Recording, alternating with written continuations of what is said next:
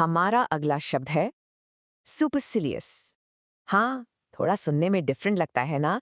चलिए देखते हैं इसका मतलब क्या होता है।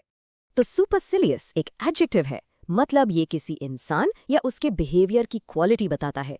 और इसका मतलब है ऐसा बिहेव करना या ऐसे दिखना जैसे आप दूसरों से बेहतर हैं, सुपीरियर हैं।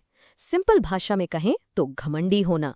जब कोई दूसरों को अपने से नीचा समझे, बस उसी को सुपरसिलियस कहते हैं। चलिए इसको और अच्छे से समझने के लिए कुछ एग्जाम्पल्स देखते हैं। ओके, पहला सेंटेंस है The supercilious waiter smirked when I asked for a simpler dish. इसको इमेजिन करके देखिए। आप एक रेस्टोरेंट में हैं और आपने एक सिंपल सी डिश ऑर्डर की और वेटर ने आपकी तरफ देखकर एक अजीब सी घमंड भरी स्माइल दी।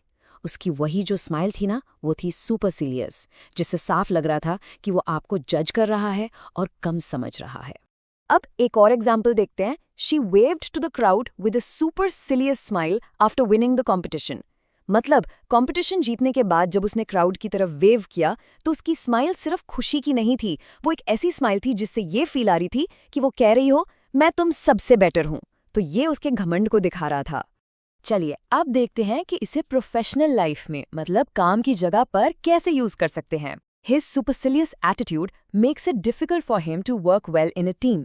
यहाँ सुपरसिलियस एटीट्यूड का मतलब है उसका घमंडी रवैया। और ये तो क्लियर है कि जो इंसान हमेशा खुद को ही सबसे ऊपर समझेगा, उसके लिए एक टीम में घुल मिलकर काम करना तो मुश्किल होगा ही, है ना।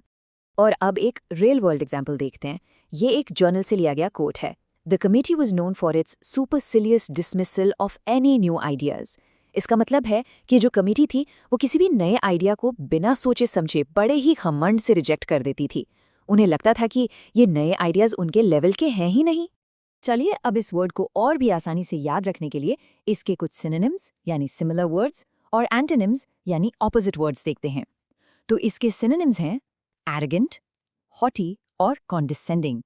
इन सब का मतलब भी कहीं ना कहीं घमंडी या अपने आप को बड़ा समझने से ही जुड़ा है।